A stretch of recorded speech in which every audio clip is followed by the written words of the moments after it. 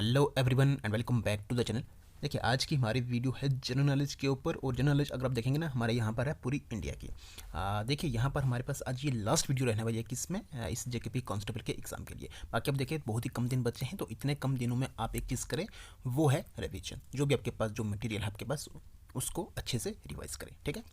बाकी देखिए ये जनरल नॉलेज अगर इंडिया की आप देखें इसमें, तो लगभग 25 से 25 प्लस यहाँ पर टॉपिक्स हैं।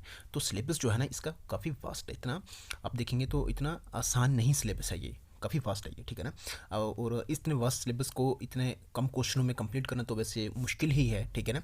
लेकिन फिर भी पूरी कोशिश करी है कि एक ही इस वीडियो में इससे रिलेटेड जितने भी जुड़े हुए जो क्वेश्चन बन रहे हैं ना, वो आज आपके लिए लाए हैं, ठीक है ना। तो वैसे ही फिर उससे रिलेट करके जितने भी क्वेश्चन बनते हैं वो आपने क्या करने हैं, ध्यान में यहाँ पर रखने हैं। कौन कौन से क्वेश्चन बनेंगे वो भी आपको आगे बता ही दूंगा, ठीक है, वीडियो के बीच में, ठीक है। बाकी चलिए आगे चलने से पहले एक जरूर कि अगर आपको इन क्वेश्चन की, इन एमसीक्यूज की अगर आपको पीडीएफ चाहिए तो आपको मिल जाएगी कहाँ पर, टेलीग्राम पर। टेलीग्राम का जो लिंक है वो डिस्क्रिप्शन बॉक्स में दे रखा है, नहीं तो आप कमेंट कर दे, वहाँ पर आपको लिंक मिल जाएगा, वहाँ से ज्वाइन करके आप डायरेक्टली इस पीडीएफ को ले सकते हैं। 25 मार्क्स की ये जनरल नॉलेज यहाँ पर, ये वाली जनरल नॉलेज दे रखी है यहाँ पर, ठीक है। चलिए अब हम चलते हैं आगे और पहले आज के इस पहले क्वेश्चन को देखते हैं। देखिए पहला क्वेश्चन हमारे पास, who among the following given options was the first to launch the individual satyagraha in 1940। तो 1940 में इनमें से कौन है जिन्होंने इंडिविजुअल सत्याग्रह को शुरू करा था, ठीक है ना। देखिए यहाँ पर आंसर ऑलरेडी मार्क्ड है, लेकिन आप देखिए यहाँ पर कि इससे ये होगा कि आपको आंसर जो है ना वो भी कम से कम आपके मतलब दिमाग में वो छिप जाएंगे, ठीक है ना। तो इसलिए आपने क्या करना है, यहाँ पर देख लें ऑप्शंस आचार्य विनोबा भावे हैं, जवाहरलाल नेहरू, ध्रुव भट्ट या फिर बाल गंगाधर तिलक। तो देखिए फर्स्ट इंडिविजुअल जो जिन्होंने इंडिविजुअल सत्याग्रह जो जिन्होंने शुरू करा था वो थे कौन थे, इसमें आचार्य विनोबा भावे, ठीक है। और दूसरे जो थे ना वो थे कौन, जवाहरलाल नेहरू, ठीक है। क्वेश्चन नंबर 2 है, the book experiment with truth is based on whose life. ये बुक है एक्सपेरिमेंट विद ट्रूथ, तो इसको हमेशा अपने याद रखना है। किसके साथ है, ये है महात्मा गांधी के साथ, ठीक है। बाकी ऑप्शन पढ़ने की जरूरत नहीं है, जहाँ पर जरूरत होगी वहाँ कर देंगे, ऐसे टाइम वेस्ट करने की बात होगी, ठीक है। चलिए क्वेश्चन नंबर 3 है, as per कोपन्स classification of India, ठीक है। Climate J and K, Himachal Pradesh and Uttarakhand are the part of which of the following climate region.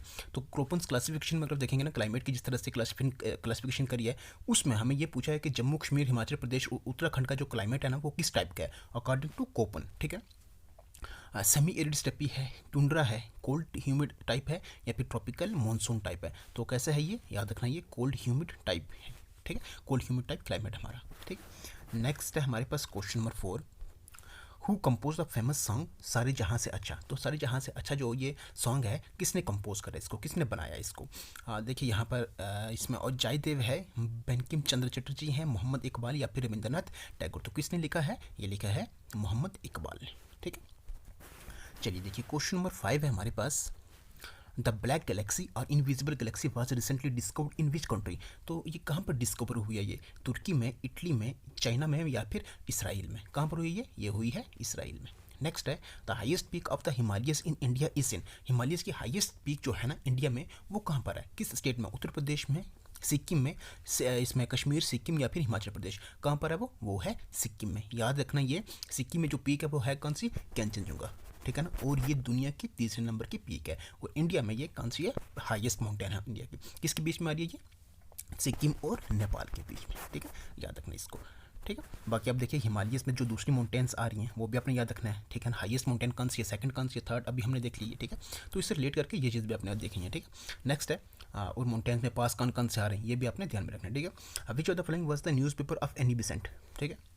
तो देखिए यहाँ पर एनी बेसेंट का न्यूज़पेपर ये इनमें से कौन सा है, द हिंदू है, इंडियन एक्सप्रेस है, न्यू इंडिया या फिर नन ऑफ दिस। इंपॉर्टेंट है, एनी बेसेंट का न्यूज़पेपर अगर देखेंगे तो वो है आपके पास कौन सा, न्यू इंडिया। क्वेश्चन नंबर 8 है, who among the following founded the Ghadar movement in 1930 in the city of San Francisco. तो सिटी ऑफ सैन फ्रांसिस्को 1930 में गदर मूवमेंट जो है ये किसने शुरू करी थी, ठीक है। सोहन सिंह बकना ने, हरदयाल ने, वरिंद्रनाथ चट्टोपाध्याय या फिर श्यामजी कृष्णा वर्मा ने। किसने शुरू कर दी, याद रखना गदर मूवमेंट 1913 में ये करी थी किसने, सोहन सिंह बकना ने, ठीक है। चलिए नेक्स्ट है हमारे पास question number 9, which is the 7th largest country in the world by land area. 7th largest country in the world by land area कौन सी है, इंडिया है, ब्राज़ील है, कनाडा या फिर ऑस्ट्रेलिया है। तो कौन सी है ये है इंडिया। 7th लार्जेस्ट कौन सी है, इंडिया। पहले नंबर कौन सी है, रशिया। याद रखना ये, ठीक है। चलिए नेक्स्ट है हमारे पास question number 10, for which among the following case were Bhagat Singh, Sukhdev and Rajguru sentence to be hanged. तो फांसी उनको मिली थी, फांसी की सज़ा मिली थी, इनको फांसी लगाई गई थी, ठीक है ना। किसको? भगत सिंह को, सुखदेव और राजगुरु को, ठीक है ना। किस केस में? मेरठ कॉन्स्पिरेसी केस में, लाहौर कॉन्स्पिरेसी केस में, रेवोल्यूशनरी कॉन्स्पिरेसी केस या फिर ककोरी कॉन्स्पिरेसी केस। तो किस में? वो थी लाहौर कॉन्स्पिरेसी केस में। नेक्स्ट है which of the following comes under the tertiary sector. इनमें से टर्शरी सेक्टर में कौन सा आ रहा है? टेक्सटाइल मैन्युफैक्चरिंग, टूरिज्म, माइनिंग या फिर all of the. Tertiary sector में आपके पास कौन सा आएगा? वो आएगा टूरिज्म, ठीक है, सर्विस सेक्टर, ठीक है ना। चलिए क्वेश्चन नंबर 12 है हमारे पास, which of the following is a cash crop. इनमें से कैश क्रॉप कौन सी है? राइस है, व्हीट है, शुगर कैन है या फिर टी है। तो कौन सी है ये? इसमें टी है, ठीक है। चलिए क्वेश्चन नंबर 13 है, the following date is mention in the preamble of the Indian constitution. तो preamble of the Indian constitution में ये इनमें से कौन सी डेट जो है इसको मेंशन करा हुआ है? जनवरी 26 1950, जनवरी 25 1950, नवंबर 26 1900 मतलब 1949 या फिर नवंबर 25 1949। तो कौन सी है ये? अभी आप देखें, आज देखिए वीडियो आप 27 को देख रहे हैं, लेकिन है कब की ये? 26 की, मतलब कल वाले दिन की, ठीक है ना। तो कॉन्स्टिट्यूशन डे भी इसी दिन को मनाया जाता है, ठीक है ना, 26 नवंबर को, ठीक है। चलिए क्वेश्चन नंबर 14 है हमारे पास, देखिए who presided over the joint sitting of Lok Sabha and Rajya Sabha. Lok Sabha और राज्यसभा की अगर जॉइंट सिटिंग होती है तो उसको प्रिजाइड कौन करता है? चेयर कौन करता है उसको? Speaker of the Lok Sabha, vice president, speaker of the Rajya Sabha या फिर चीफ जस्टिस ऑफ इंडिया। देखिए कॉल कौन करता है? कॉल करता है प्रेसिडेंट, ठीक है, लेकिन उसमें प्रिसाइड कौन करता है? चेयर कौन करता है उसको? स्पीकर ऑफ द लोकसभा करते हैं, याद रखना ये, ठीक है ना। जब हमने इनके एक सिंगल इंडिविजुअल अगर आप देखेंगे ना, जो भी इनके टॉपिक थे ना इस जीके के एक एक करके, उनमें हमने बड़े अच्छे से इन सब चीज़ों को देखा हुआ है, ठीक है।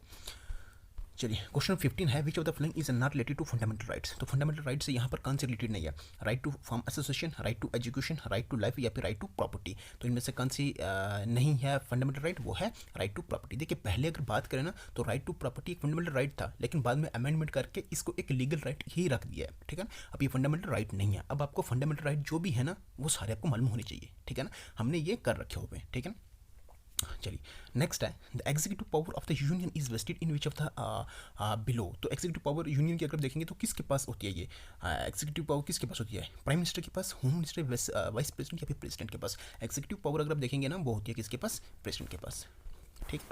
नेक्स्ट है हमारे पास question number 16, what is mean by universal adult franchise. Universal adult franchise का मतलब क्या हुआ? Business promotion activities, universal age group for adults, duties of adults या फिर right to vote for adult citizen. तो right to vote for are adult citizen ये आता किसमें? यूनिवर्सल अडल्ट फ्रेंचाइज, ठीक है। नेक्स्ट है, the right to constitution remedies is provided under which of the following articles of the Indian constitution. तो ये जो राइट टू कॉन्स्टिट्यूशन रेमेडीज है ये किस इंडियन कॉन्स्टिट्यूशन के किस आर्टिकल में? ये आर्टिकल 14 है, 21 है, 12 है या फिर 32 है। तो किस में है ये है आर्टिकल 32 में, ठीक। नेक्स्ट है हमारे पास question number 18, the capital of Uttar Pradesh. अब देखिए यहाँ पर कैपिटल आई है तो आपको उत्तर प्रदेश नहीं बल्कि जितने भी कैपिटल्स हैं ना, और खासकर आप देखना कैपिटल किसकी? जो यूनियन टेरिटरीज है, ठीक है ना, या फिर नीचे वाले साउथ वाली, ठीक है ना, या फिर नॉर्थ ईस्ट वाली स्टेट्स, वो सारी आपको आनी चाहिए, ठीक है ना। तो ये इस क्वेश्चन से ये चीज़ आपने ध्यान रखनी है, ठीक है। तो उत्तर प्रदेश की कौन सी है? लखनऊ है, ठीक है ना, नवाबों का शहर, ठीक है। चलिए नेक्स्ट है हमारे पास क्वेश्चन नंबर 19, उसके बाद कंट्रीज़ की भी कैपिटल जो इंपॉर्टेंट है या फिर ऐसी कंट्रीज़ जो हाई लेटिट्यूड हैं, ठीक है ना, तो उनकी कैपिटल और उनकी करेंसी जो है वो भी आपने ध्यान में रखनी है, ठीक है ना। चलिए नेक्स्ट है हमारे पास, which of the following important rivers of India does not originate from the western Ghat. तो इनमें से कौन सा इंपॉर्टेंट रिवर ऑफ इंडिया है जो कि वेस्टर्न घाट से ओरिजिनेट नहीं हो रहा है? गोदावरी है, महानदी है, कावेरी या फिर कृष्णा है। कौन सा है वो है महानदी। जब हमने रिवर्स एंड लेक्स पढ़े थे तो उसमें हमने ऑलरेडी इसको बड़े अच्छे से करा हुआ है, ठीक है। नेक्स्ट है, new Delhi is on the banks of, किस बैंक पर ये न्यू दिल्ली लोकेटेड है? अब देखिए न्यू दिल्ली के बाद हमें पूछा जा सकता है ताजमहल जो है ना ये किस बैंक के किस रिवर के बैंक पर लोकेटेड है, ये भी आपने ध्यान में रखना है, ठीक है। गंगा है, सतलुज है, यमुना या फिर ताप्ती। तो न्यू दिल्ली जो है वो किसके ऊपर है? यमुना के ऊपर है, ठीक है। नेक्स्ट है हमारे पास क्वेश्चन नंबर 21, देखिए the Radcliffe line is between किसके बीच में? ये इंडिया एंड चाइना के बीच में, India and Afghanistan, India and Nepal या फिर इंडिया एंड चाइना। तो रेड क्लिफी लाइन जो है ये किसके बीच में है? इंडिया एंड पाकिस्तान के बीच में। इसी तरह से अब आपको दूसरी लाइन भी याद रखनी है, इंडिया और चाइना वाली भी याद रखनी है। उसके बाद आप देखेंगे स्ट्रेट किसके बीच में? इंडिया और श्रीलंका के बीच में, वो भी आपको ध्यान में रखना है, ठीक है ना। मतलब जो मैं बता रहा हूँ इसके साथ रिलेट करके वो आपको सारी चीज़ें आनी ही चाहिए, ठीक है। नेक्स्ट है, in India oldest mountain ranges. Oldest mountain range कौन सी है? हिमालयस है, अरवली से नीलगिरी या फिर वेस्टर्न घाट। तो आप याद रखना ये ओल्डेस्ट माउंटेन रेंज इंडिया में अगर है तो वो कौन सी है? अरवली रेंज, ठीक है। हिमालयस जो है ना ये आप देखेंगे तो ये किस में है? ये यंग माउंटेन रेंज में आती है, ठीक है। नेक्स्ट है हमारे पास क्वेश्चन नंबर 23। देखिए क्या है, special economic zones are set up in order to promote. जो स्पेशल इकोनॉमिक जोन्स हैं इनको सेटअप करा है इंडिया में किसके लिए, किस चीज़ को प्रमोट करने के लिए, इंपोर्ट को, डोमेस्टिक डिफेंस इंडस्ट्री को, एक्सपोर्ट को, या फिर नन ऑफ दिस। तो किसके लिए इनको सेटअप करा है, इन ऑर्डर टू प्रोमोट इसमें एक्सपोर्ट, ठीक है ना, एक्सपोर्ट को प्रोमोट करने के लिए ये सेटअप करा है। नेक्स्ट हमारे पास question number 24, the balance of exports and imports of goods is refer to as. क्या कहते हैं उसको, current account balance, current account deficit, या फिर balance of trade. The balance of exports and imports of goods याद रखना ये, ठीक है ना, is refer to as balance of trade कहते हैं उसको। नेक्स्ट है, which among the following is scheme that is aimed at development of girl child in the country. ये स्कीम से क्वेश्चन। अब आपको स्कीम जो भी हमने, आप देखिए जम्मू कश्मीर में कौन कौन सी स्कीम्स हैं, ठीक है, सेंट्रल स्पॉन्सर्ड स्कीम जो जम्मू कश्मीर में चल रही है, जो नरेगा वाला है ना, एम नरेगा, ठीक है ना, वो आपने अच्छे से ध्यान में याद रखना उसको, ठीक है ना, क्योंकि आप देखें ये स्कीम एक ऐसी है कि आप मतलब इस स्कीम को छोड़ नहीं सकते, ठीक है ना, तो इसलिए इसको ध्यान में रखना। बाकी जो भी हमने वीडियो में करी हुई है वो भी आपको ध्यान रखना, 20 से 25 स्कीम्स थी, वो सारी आपको बता रखी हैं, ठीक है ना। बाकी अब देखिए यहाँ पर हमारे पास क्वेश्चन है कि development of girl child in the country के लिए कौन सी स्कीम यहाँ पर जो है वो लॉन्च करी हुई है। विद्या लक्ष्मी स्कीम है, प्रधानमंत्री शिशु विकास योजना है, प्रधानमंत्री सुकन्या समृद्धि योजना, या फिर प्रधानमंत्री बालिका सुरक्षा योजना। ये हमारे पास कौन सी, प्रधानमंत्री सुकन्या समृद्धि योजना है ये, ठीक है। देखिए नेक्स्ट हमारे पास क्वेश्चन नंबर 26। ये क्वेश्चन काफ़ी बार एग्जाम में पूछा जा चुका है। प्रधानमंत्री उज्ज्वला योजना इज रिलेटेड टू, तो किससे रिलेटेड है ये, स्किल इंपोर्टिंग से, फाइनेंशियल इंक्लूजन, एलपीजी कनेक्शन, या फिर इलेक्ट्रिसिटी कनेक्शन। तो देखिए ये जो है ना उज्ज्वला योजना, ये है किससे, एलपीजी कनेक्शन से। किसके लिए, जो ये इसमें जो बीपीएल में लोग आ रहे हैं ना, ठीक है ना, उनके लिए ये, ठीक है। चलिए क्वेश्चन नंबर 27 है, the concept of 5 year plan in the constitution of India is borrowed from. तो 5 ईयर प्लान जो है ना, ये किससे लिया, रशिया से, इंग्लैंड से, यूएस से, या फिर जर्मनी से। ये ले रखा हमने कहाँ से, रशिया से। लेकिन अब आप इस क्वेश्चन से साथ आपने दूसरी चीज़ों को भी ध्यान में रखना। 5 ईयर प्लान्स में देखिए पहला 5 ईयर प्लान जो है कब लगा वो, ठीक है ना, और किस चीज़ के ऊपर मतलब उस चीज़ को रखा गया, मतलब प्रायोरिटी पे कौन सी चीज़ रखी गई, ठीक है ना। फिर आप देखिए दूसरा और तीसरा, पहले 3 जो 5 ईयर प्लान है उनको अपना अच्छे से करना है, ठीक है ना, और किसके अंडर में वो प्लान जो है वो लाई गए, पहला, दूसरा और तीसरा, ये भी आपने ध्यान में रखना है, ठीक है। चलिए देखिए नेक्स्ट हमारे पास question number 28, which 5 year plan had the primary goal to establish India as self reliant and self generating economy. तो ये किस self reliant and self generating economy जो है ना, ये एक प्राइमरी गोल था, किस 5 ईयर प्लान में ये रखा था, फर्स्ट 5 में, सेकंड में, थर्ड में, या फिर फोर्थ में। तो ये था किस में, थर्ड 5 ईयर प्लान में। ये चीज़ ध्यान में रखना, सेकंड में क्या था, फर्स्ट में क्या था, ये भी आपको ध्यान में रखना है, ठीक है। नेक्स्ट हमारे पास question number 29, which is the official currency of the UK. United Kingdom की ऑफिशियल करेंसी कौन सा है। अब देखिए हमारे पास जरूरी नहीं कि क्वेश्चन पेपर में हमारे पास यूके के ही पूछ लेंगे वो, अब वो इसमें यूएई की पूछ सकते हैं, सऊदी अरबिया की पूछ सकते हैं, अफगानिस्तान की पूछ सकते हैं, ईरान की पूछ सकते हैं, ईरान की, क्योंकि आप देखेंगे तो ईरान, उसके बाद इसराइल की पूछ सकते हैं। तो ये चीज़ें भी ध्यान में रखना, ठीक है ना। जो आपको लग रहा है ना कि काफ़ी ज़्यादा चर्चा में चीज़ चल रही है, उसको आपने ध्यान में रखना है, ठीक है। तो ऑफिशियल करेंसी यूके की कौन सी है, यूरो है, पाउंड स्टर्लिंग है, येन है, या फिर डॉलर, वो है पाउंड स्टर्लिंग। नेक्स्ट है, which Indian state is known as city of palaces. City of palaces किसको कहते हैं, कोलकाता, हैदराबाद, मुंबई, या फिर चेन्नई। सिटी ऑफ पैलेसेस कहते हैं किसको, कोलकाता को, ठीक है।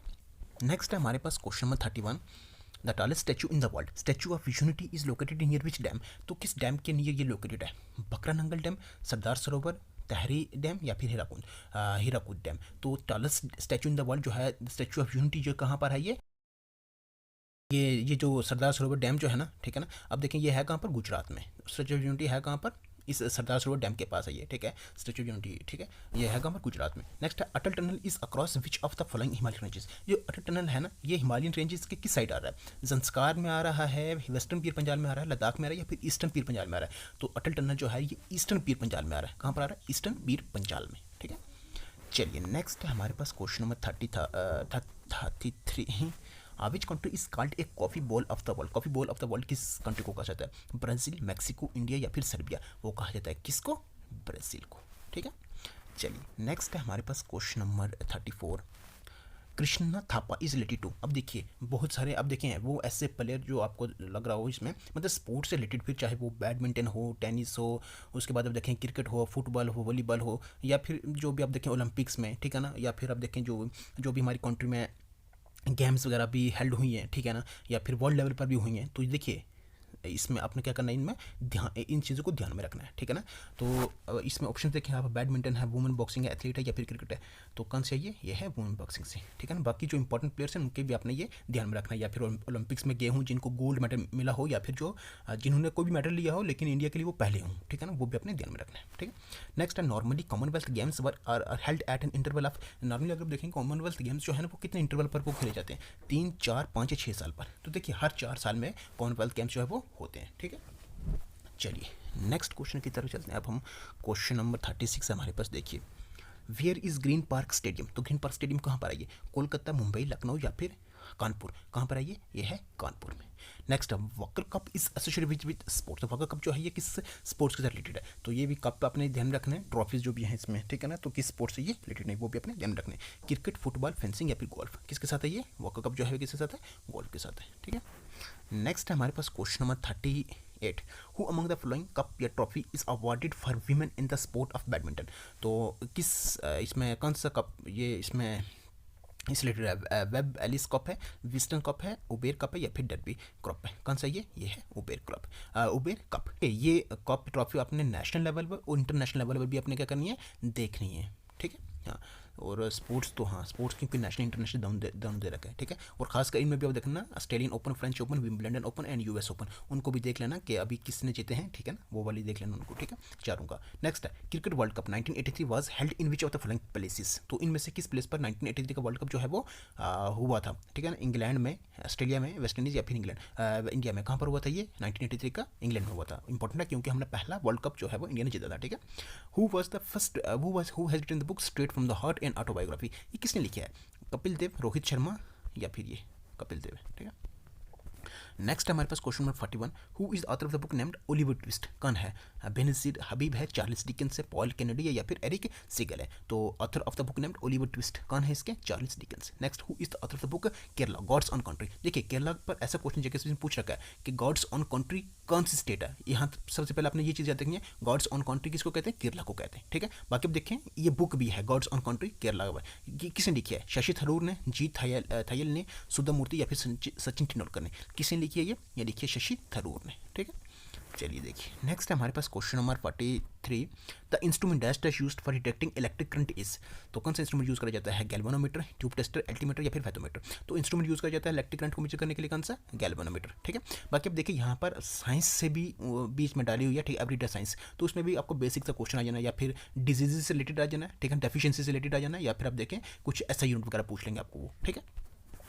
चलिए देखिए नेक्स्ट हमारे पास question number 44, which award is given to best coach in sports and games. तो ये भी आपने अब देखिए स्पोर्ट्स है, ठीक है ना, तो कोचेस को दिया जाता है, इंपॉर्टेंट क्वेश्चन है, ध्यानचंद, अर्जुना द्रोणाचार्य या फिर मेजर ध्यानचंद खेल रत्न अवार्ड। तो जो कोचेज हैं उनके लिए कौन सा ये द्रोणाचार्य अवार्ड है, ठीक है। नेक्स्ट है which among the following was the first recipient of Bharat Ratna. Bharat Ratna के फर्स्ट रिसिपिएंट कौन रहे, सी.वी. रमन, जवाहरलाल नेहरू, विक्रम भाई साराभाई या फिर मोरारजी देसाई। तो भारत रत्न के फर्स्ट रिसिपिएंट जो रहे वो कौन रहे, सी.वी. रमन रहे, ठीक है। नेक्स्ट हमारे पास question number 46, how many Nobel prize award categories are present. तो कितनी कैटेगरीज में नोबेल प्राइज को दिया जाता है, 10, 6, 5, 8, कितने में दिया जाता है ये 6 में दिया। अगर करंट अफेयर्स की देखेंगे तो आपको अब ये नोबेल प्राइज़ 6 जो कैटेगरी है ना, ठीक है, इनमें जैसे इसमें फिजियोलॉजी या फिर मेडिसिन हो गया, फिजिक्स में हो गया, लिटरेचर में हो गया, पीस में हो गया, इकोनॉमिक्स में हो गया, तो ये सारे आपको क्या करना है, जो जिनको अभी ये नोबेल प्राइज़ मिला है ये भी आपको याद रखना है, ठीक है ना, ये पूछा जा सकता है, ठीक है। Which of the following is an example of kharif crops. इनमें से खरीफ क्रॉप्स की एग्जांपल कौन सी है, ग्राम है, कॉटन है, पी है या फिर वीट है। तो कौन सी है ये, कॉटन है, ठीक है। अब देखिए यहाँ पर खरीफ क्रॉप, रबी क्रॉप, ज़ैद क्रॉप, इंपॉर्टेंट है खरीफ और रबी, भूलना नहीं है इनको, ठीक है, याद रखना इनको, ठीक। नेक्स्ट हमारे पास देखिए क्वेश्चन नंबर 48 है, which of the following is the biggest producer of pulses. Biggest producer of pulses कौन से है, पढ़ाया हुआ है, बड़ा लगभग 1 महीना हो गया ये सारा इन पर एमसीक्यूज पूरा डेटा वगैरह आपके साथ शेयर करा हुआ है। तो कौन सी है ये, मध्य प्रदेश, हरियाणा, पंजाब या बिहार, ये है मध्य प्रदेश, ठीक है। चलिए नेक्स्ट है हमारे पास question number 49, which among the following options is the daily newspaper published in Sanskrit. तो daily newspaper publish in Sanskrit कौन सा है, पंचजन्य है, सनमर्ग है, दर्त्य या फिर सुधर्मा है, कौन सा ये है सुधर्मा। चलिए नेक्स्ट है, which is the oldest newspaper of India still in circulation. Still in circulation है ये, ठीक है ना, ओल्डेस्ट न्यूज़पेपर ऑफ इंडिया कौन सा ये, दैनिक जागरण है, मुंबई समाचार है, दैनिक अग्रदूत है या फिर मलयाला मनोरमा है, कौन सा ये है द मुंबई समाचार, ठीक है। चलिए देखिए नेक्स्ट है हमारे पास question number 51, where is the headquarter of United Nations organization institute. UNO का हेडक्वार्टर कहाँ पर है? अब देखिए यूएनओ का वीटो पावर हो गया और उसके साथ जो भी उसके अब देखेंगे वहाँ पर मेंबर्स हैं, ठीक है ना। तो आपने क्या करना है, वीटो पावर्स पहले अपने 5 कंट्रीज याद रखनी है। हो सकता है आपको डायरेक्टली क्वेश्चन पूछ लिया जाए कि इनमें से सबसे पहले आपने ये याद रखना है कि वीटो पावर होता है क्या है। वीटो पावर में क्या होता है, मतलब एक कंट्री के पास एक नेगेटिव पावर होती है वो, ठीक है ना। मतलब अगर वो ना कर दे तो कोई वो वाला जो उनका डिसीजन होता है वो इसमें डिसीजन जो है वो पास नहीं हो सकता, ठीक है ना। मतलब डिसीजन कंप्लीट नहीं हो सकता वो, ठीक है ना। वीटो पावर का मतलब ये हो गया, ठीक है। अब देखिए वीटो पावर कितनी कंट्रीज के साथ है, हाँ, कितनी कंट्रीज के पास है, 5 कंट्रीज के पास है, ठीक है। कौन कौन सी हैं? रशिया है, ठीक है, रशिया है, चाइना है, यूएसए है, यूके है एंड फ्रांस है, ठीक है ना। तो ये 5 कंट्रीज हाँ आपने क्या करनी है, ध्यान में रखनी है। और इसके साथ जो इसके मेन ऑर्गन हैं जैसे यूनाइटेड नेशन सिक्योरिटी काउंसिल हो गया, ठीक है ना, इंटरनेशनल कोर्ट ऑफ जस्टिस हो गया, उनके जजेस हो गए, ठीक है ना। तो वो चीज़ें भी आपने क्या करनी है, ध्यान में रखनी है। बाकी ये भी आपने ध्यान में रखना है। मुझे लग रहा है जहाँ तक कि आपको ऐसा क्वेश्चन हो सकता है, ठीक है ना, कि इनमें से कंट्री जो है जिसके पास वीटो पावर है, वीटो पावर होता क्या है और किसके पास वीटो पावर है, किसके पास नहीं है, ठीक है ना। कितने साल तक यहाँ पर टोटल कंट्रीज कितनी हैं, ठीक है ना, इसमें यूनाइटेड नेशन सिक्योरिटी काउंसिल में, ठीक है ना। ये चीज़ भी आपने ध्यान रखनी है, ठीक है।